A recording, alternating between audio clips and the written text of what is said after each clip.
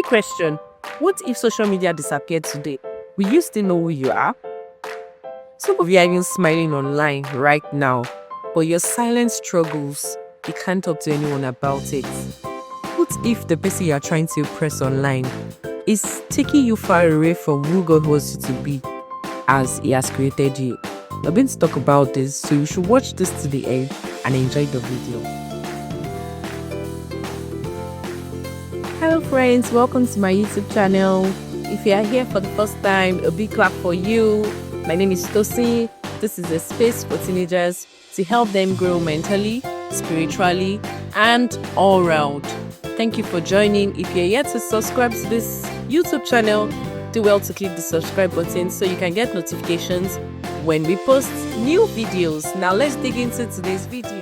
So today I have someone so special to me on board here with us, and she's a sister, like she's my sister. Yeah, she's a writer, she's a lawyer.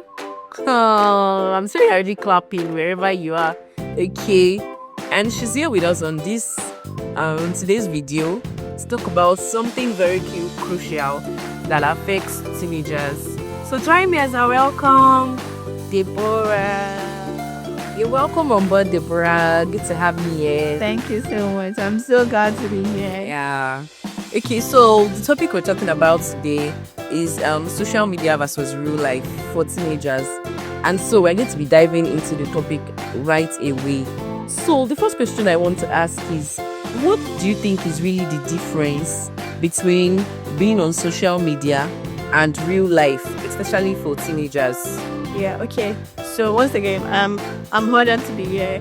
And the first thing I would say about that question is that social media just shows you the highlight. It doesn't show you the real picture. It doesn't tell you the full story. It's just like reading the first page of the book. You know that short thing that it writes at the back of a book that gives you an insight into what the book is. That's what social media do. That's not the book. That is not the book, right? So it is just an highlight, just a snippet of the full story. It means that the real life itself is a lot compared to what social media really paints it to look like. Yeah, because at social media, we most likely only show you the happy moments, the good moments, and maybe a snippet of the bad, but it won't tell you exactly what is happening, the things, the ups and downs, and the likes. So yeah. And I feel that so many teenagers live their lives based on what, is on social media. Though we'll still get to that. Yeah. But yeah, that's an interesting. Okay, so the next question I want to ask is, do you think that social media shapes the identity of teenagers or affects their identity?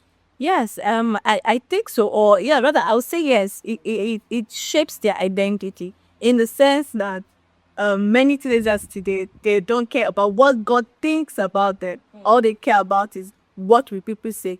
So in the long run, it turns teenagers into people pleasers that do things for the approval of men, for the number of likes they will get, for the number of comments they will get, and which is a very big problem, in my opinion, because the teenage years are years where you're forming yourself into the person that God has made you to. It is where you start to take responsibility. Moments, yeah, it is the year that you start to take root of your identity in God, right? So that point of being overly dedicated to social media or being overly exposed to social media, it kind of gives a personality switch, so to say, that whereby your approval now comes from the number of likes you had, the number of comments, the number of shares, instead of the fact that your identity is rooted in God, that you are God's son, that you are God's child, which is all that you need for life.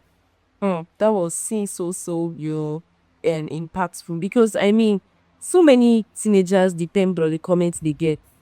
Okay, they post a picture today and they, in the next 30 minutes they are going up and down scrolling to check comments, check how many likes, and they build their identity around that. Sometimes, maybe in the comment section, for example, somebody tells them, why is your this like this? Why you look so like fat? Hey, you look so fat. And then you see them, they start working toward getting slimmer and, they use their identity of self-esteem. Yes, they use their self-esteem. They use themselves from there instead of that what you said was so profound. Instead of checking what God is saying about them. So thank you for that. See, so you know that online, it's a very big space. Okay, and so many teenagers have people they look up to, people they want to be like, people that they aspire to, look like, so to say. So, what be you saying to teenagers that how can they stop comparing themselves with others? How can they stop, comparing their lives with other people's life? Oh, okay. So the first thing I would say about that is that number one, your journey with God is unique. No one else can run the race, right? We're all on the journey of life, okay, right? But your journey is unique to you. What is good for the goose might not be good for the gander. So the first thing to know and to hold on to is that my journey with God is unique. How God plans my life, how God orchestrates my life is very unique. The second thing I would say is that not everything on social media is real. Not everything is real. Nobody will give you 100% of their lives on social media to a very large extent. Even some of the people you look up to, content creators or celebrities, they don't post in real time, right? So it's not totally real. Not everything is real. So if you understand that your journey with God is real, and you understand that not everything online is real, it will help you to focus on your own journey. And like I like to say, comparison is not just a thief of joy, it's a thief of focus. When you keep comparing yourself, you lose focus of where exactly you are going to. Okay, so the next question I want to ask now is I've seen a lot of teenagers, I've related with a lot of teenagers, and I discovered that their level of confidence, especially teenagers, Gen Z teenagers in this age, their level of confidence is so low, their self-esteem is so low.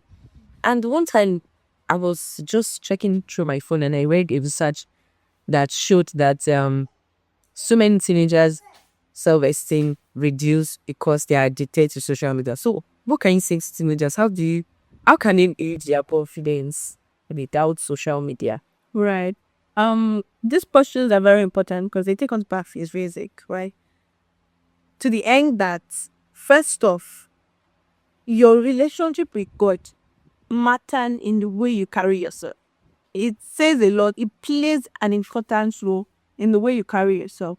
If your relationship with God is very tight, if it gives you some kind of confidence that, oh, the Father of the universe, the creator of this whole universe is my Father, and it gives you some kind of confidence with which you carry yourself.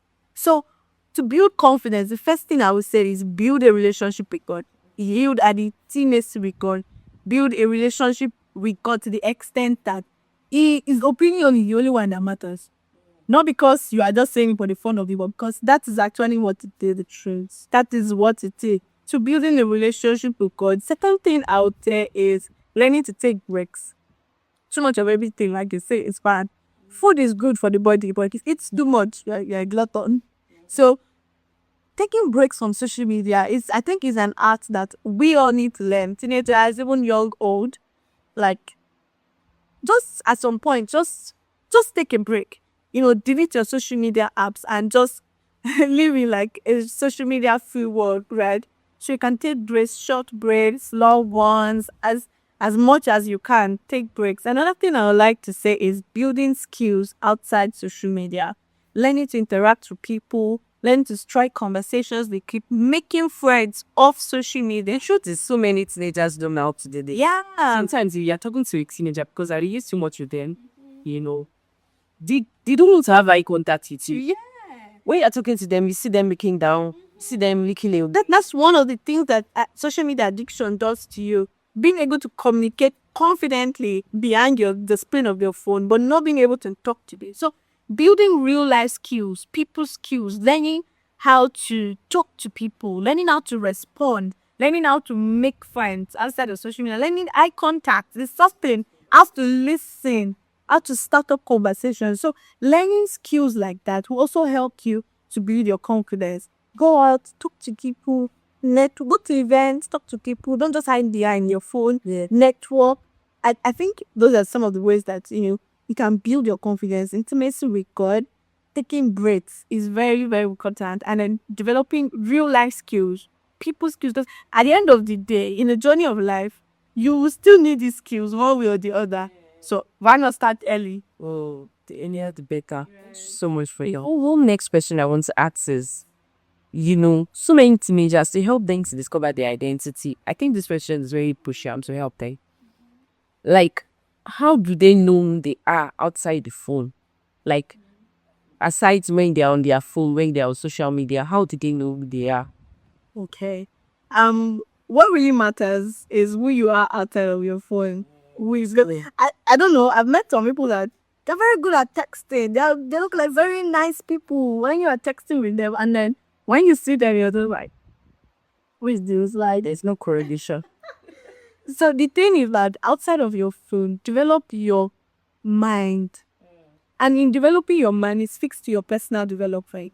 Read books, listen to podcasts, godly podcasts, podcasts that can help you to have a mindset shift, help you to think, right? And also, tying it back to, like I said, the basic, tying it back to God. Outside of your phone, where exactly are you?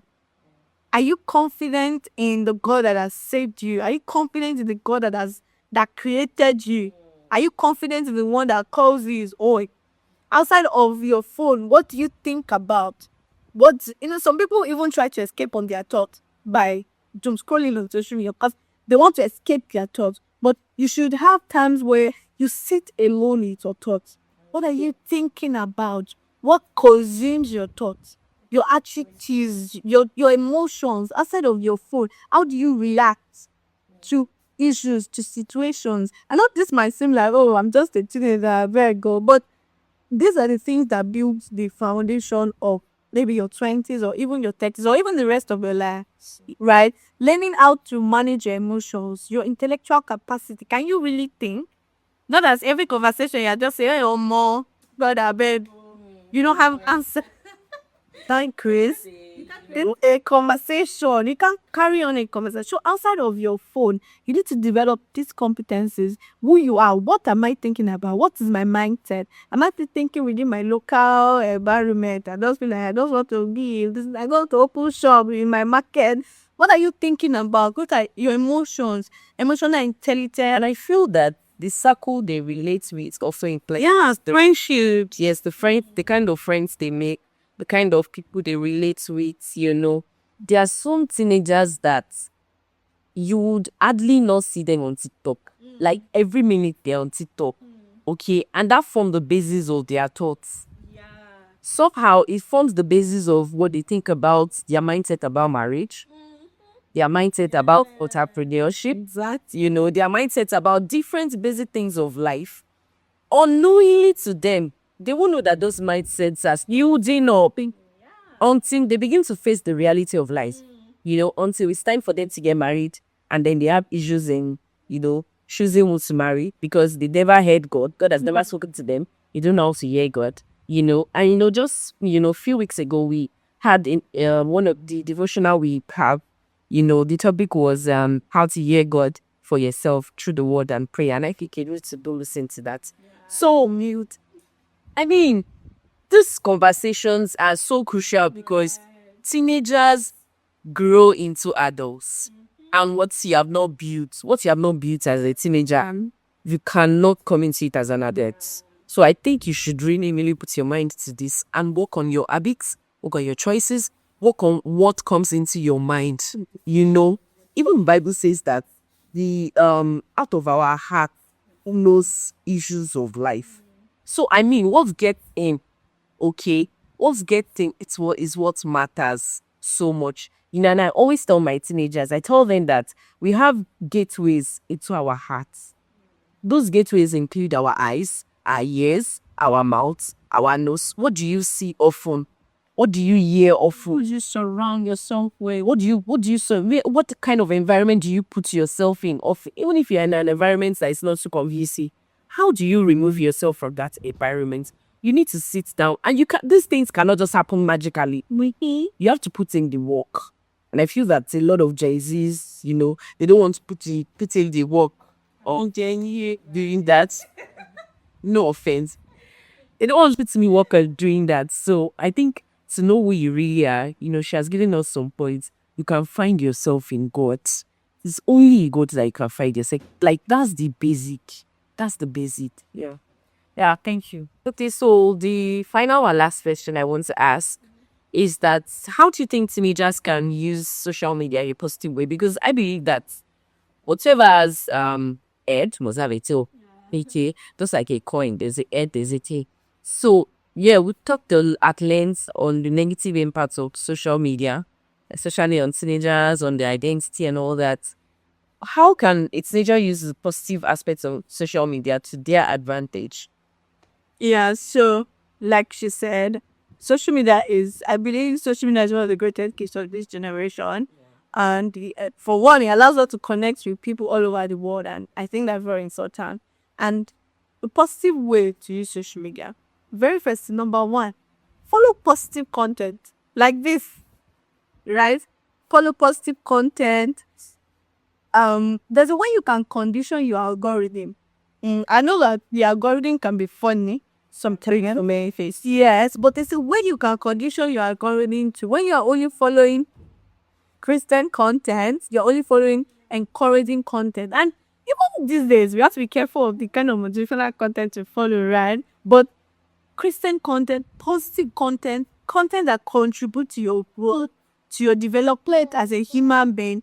When you go after things like that, there's a way to condition your algorithm that those are the things that you've seen. And even when it goes outside of it, you can always, recondition it.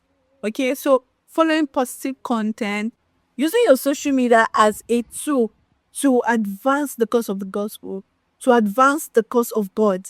Like share positive things on your social media. Don't come and be sharing body silhouette challenge, all of those funny challenges that happen on TikTok. And sometimes, like I always tell people, there's some things that are good, but they are not expedient. They are good, use your choices. Right. You don't have to be on TikTok. I know it sounds funny. I know. I don't use TikTok, And that's personal. I don't use TikTok, not because I'm better than those that use it, but because I know there's a tendency to get addicted to it. And that's not what me TikTok is. No. That doesn't mean TikTok is a thing. Of course, there are many good things on TikTok, right? But it's if you know yourself and you know that this thing with me trouble, you run away from it, right? So just know yourself. Look at the positives in it. Follow godly content. Share godly things. Don't join them to be there. 1 + 1 is just not come. Challenge that does not hurt. It's really 1 + 1 challenge. That's it. One time I even saw Warakpa challenge. I was so like, what's this? Right. So just as much as you can, share positive. Use your social media to advance the cause of good things. Yeah, I also want to add that another thing you can do is to, as teenagers, you can, social media is so good now that you can learn skills on social media.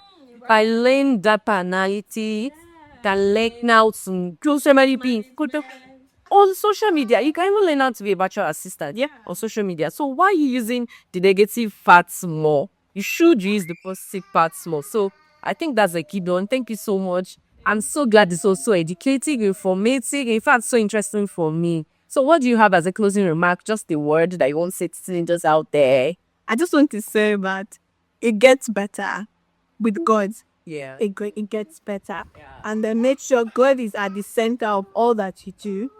And I can assure you that your life is the best that it can be. Thank you so much for watching to the end. I'm sure you really, really enjoyed this particular episode because it was just so interesting. I'm sure that you want to share this and you want to do well to subscribe to this YouTube channel if you have not. Thank you so much for watching to the end. I'll see you in my next video. Bye.